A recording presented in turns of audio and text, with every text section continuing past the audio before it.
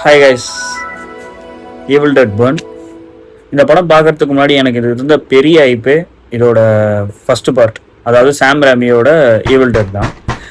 அது நமக்கு பிடிக்காத ஆளே கிடையாது. எல்லாருக்குமே கண்டிப்பாக பிடிச்ச ஒரு படம்னா அது கண்டிப்பாக ஈவில் டெட். அங்கேருந்து தான் நம்ம ஒரு பேய் படமோ இல்லை ஒரு கோரான படமோ பார்க்க ஆரம்பித்தோம். அதுக்கப்புறம் ரீசண்டாக 2023 ஈவில் டெட் ரைஸ்ன்னு ஒரு படம் வந்தது.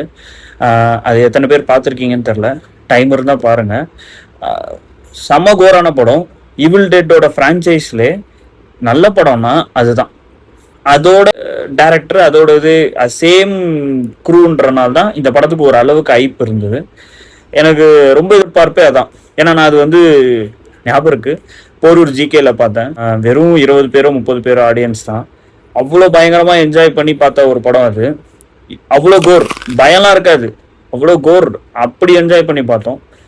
அந்த ஐப்பு தான் இந்த படம் பார்க்கணுன்ற ஒரு இது வந்தது. இப்போ இந்த படத்தோட ரிவ்யூ கண்டிப்பாக பார்ப்போம். அதுக்கு முன்னாடி லைக் பண்ணுங்கள், ஷேர் பண்ணுங்கள், சப்ஸ்கிரைப் பண்ணுங்கள். வாங்க பார்ப்போம்.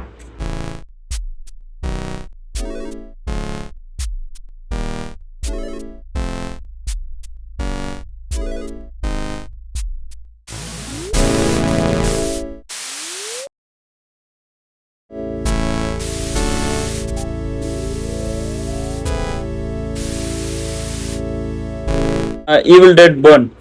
இந்த படத்தோட கதை என்னன்னா, வழக்கம் போல தான், சும்மா இருந்ததை சுரண்டை விட்ட மாதிரி 2 பேர் ஒரு ரிவரில் போயிட்டு ஒரு இதில் பேயை எழுப்பி விட்டுறாங்க. வழக்கம் போல் எழுப்பி விட்டுறாங்க.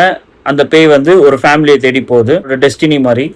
அந்த ஃபேமிலிக்கும் ஈவிலுக்கும் இருக்கிற ஒரு பெரிய ஒரு கனெக்ஷனுக்காக அங்கே போகுது. அங்கே போகிறப்பவே ஒருத்தனை கொன்னுடுது. ஸோ அவனோட ஃபியூனரலுக்காக எல்லாரும் சேர்றாங்க. அங்கே என்ன நடந்தது, அந்த ஈவில் என்ன பண்ணுச்சு, எதுக்காக அங்கே போச்சு, இவங்கெல்லாம் என்னென்ன அதுக்காக ஒரு டிசிஷன் எடுத்தாங்க. ஸோ இதுதான் அதோட ஸ்டோரி.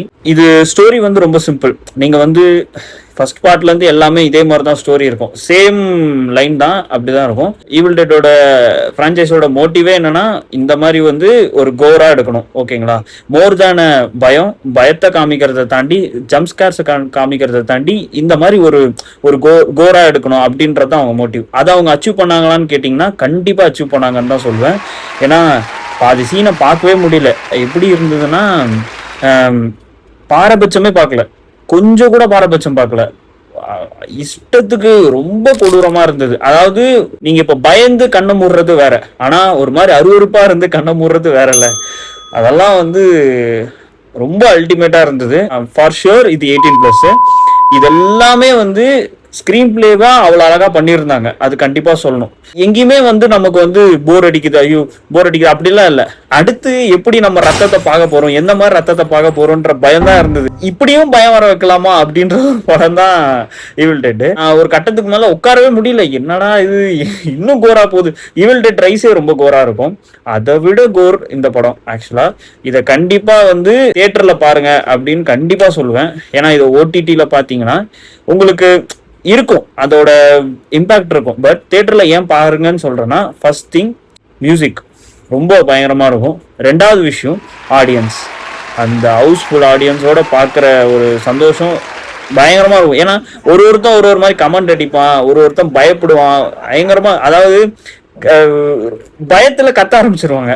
அந்த சீனா இருக்கட்டும், ஈவிலோட அப்பியரன்ஸா இருக்கட்டும், அதை ஒரு மாதிரி சில்லோட்ல காட்டும் போது அதெல்லாமே செம சாட்டிஸ்ஃபைங்கா இருக்கும். நீங்க தியேட்டர்ல பார்க்கும்போது கண்டிப்பா நான் இதை தியேட்டர்ல பார்க்க சொல்லுவேன். ஏன்னா நீங்க ஒரு 180 rupees கொடுத்து போறீங்க அப்படின்னா உங்களை கண்டிப்பா இந்த படம் சாட்டிஸ்ஃபை பண்ணும்.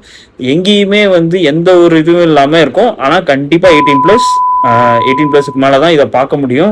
ரொம்ப கோர், ஏன்னா வயலன்ஸ் ரொம்ப பயங்கரமான வயலன்ஸ். அதனால கண்டிப்பா 18+. பார்த்துட்டு எனக்கு கண்டிப்பா கமெண்ட் பண்ணுங்க. நம்ம அடுத்த ரிவ்யூவில் சந்திப்போம்.